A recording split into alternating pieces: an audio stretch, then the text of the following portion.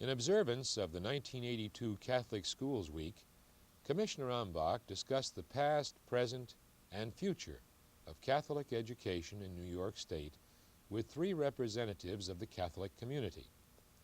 This program, recorded on December 15, 1981, was distributed to television stations by the New York State Council of Catholic School Superintendents through the communications directors in each of the 8 Catholic dioceses in the state.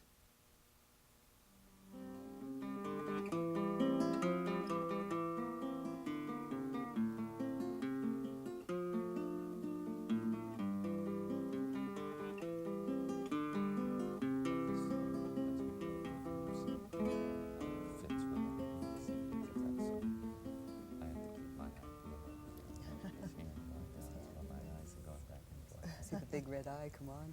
Welcome to our roundtable discussion with representatives of the Catholic school community. I'm Gordon Ambach, Commissioner of Education.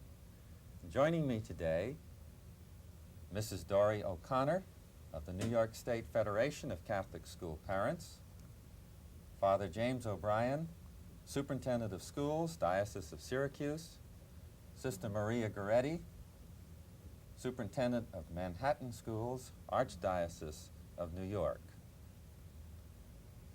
We're very pleased to be discussing Catholic schools at this time of Catholic Schools Week. In New York State, we have a very unique structure of education. Under the Board of Regents and the Commissioner of Education are all schools, non-public and public.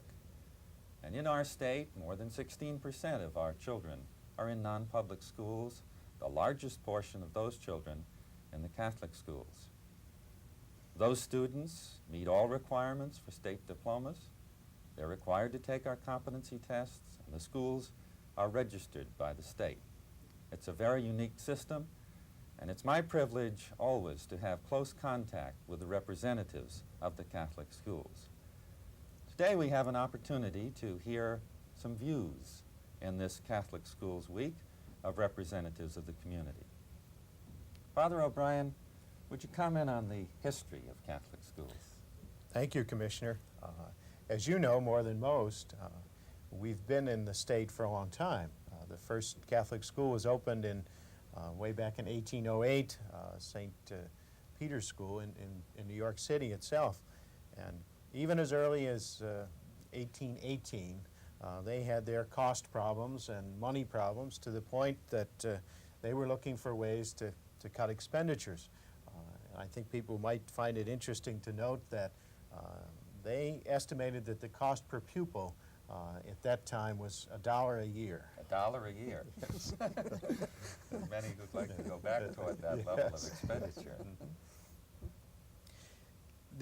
I think our audience might also find it interesting that the commitment of the Church goes back to that time too.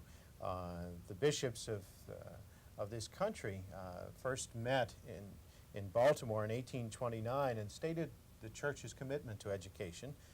And they said at that time that they judged it absolutely necessary that schools be established in which youth may be taught the principles of faith and morality while being instructed in letters.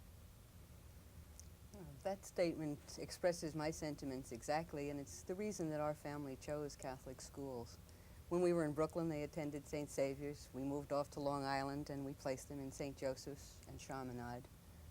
We believe really that a child's formal education should be integrated with his developing value system.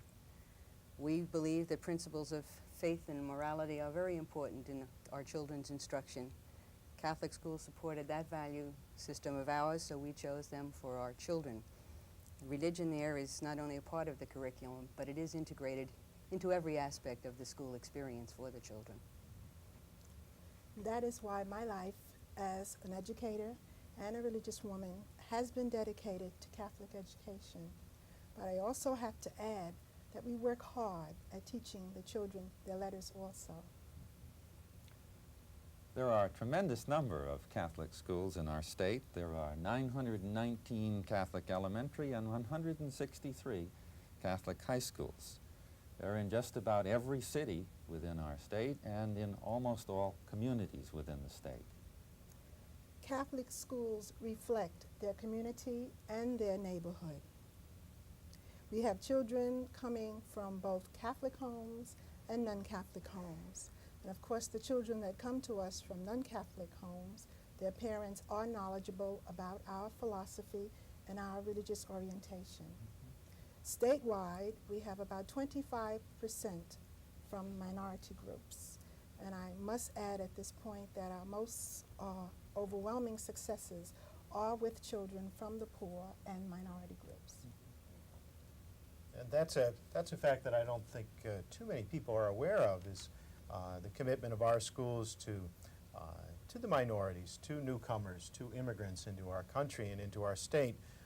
That's been a historical role that I think we've played very effectively in the state.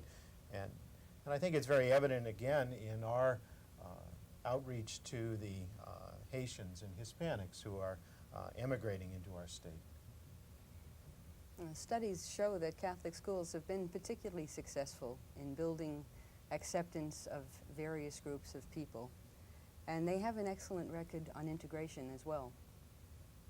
That's a particularly strong facet, as you know, of our schools, and that being the desire and the intent to make sure that community building is a strong facet of the program. Brothers and sisters coming together and experiencing education as they should. In addition to the points you just made, Father, I'd like to make a point about the academic excellence of our schools.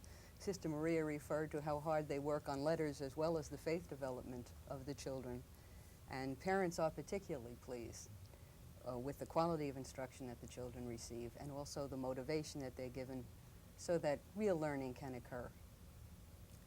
On all levels of academic achievement, particularly state PEP tests, the region scholarship examinations, and the college-going crowd, we find that our students do very well. In fact, they are consistently well in their level of achievement.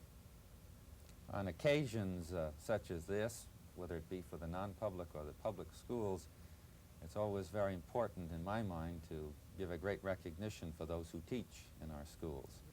The tremendous task that they undertake, the challenge that they have, and the importance of their work in this very complex society by way of helping bring our children from dependence to a state of independence. And the history of our schools within the state is a changing history, as you know. Much of our history is been assigned to the rest of the country about education and what they could do, particularly in religious education. I would just hearken back to some of the experiences, particularly in New York City, under the leadership of Archbishop Hughes almost 100 years ago, and the kinds of stimulus and the kinds of growth that he brought to education in general through the Catholic schools of that city. It's interesting to note that as there are more lay teachers in the schools, in a certain way it's a return to a historical development and origin of many of the schools, which of course were begun by lay persons. The non-public and the Catholic schools, of course, now face many of the same kinds of issues as our public schools. There's been a change in enrollment. There are very, very tight fiscal constraints. And of course, it's a time in which the curriculum has exploded, in which the knowledge about international subjects and our domestic subjects has gone to such an extent that it's very, very difficult to keep up. These are the challenges that are as well before the non-public schools now. And other things are changing for us too. I think across the state we're seeing a real growth and emphasis on school boards and the involvement of parents and community organizations within our schools too. For instance, parents now are much, much more involved in the religious education programs than they were when I was in school. I thank my colleagues who have been with us today to share some perspectives on Catholic schools. All of our schools, non-public and public, have a tremendous challenge for us in the years ahead in serving the young people of our society, in providing a stability for our communities, and assuring that we are well equipped for the challenge of this coming decade. It's most fitting that we gather to talk today in recognition of Catholic schools at this time of Catholic Schools Week. Thank you for being with us.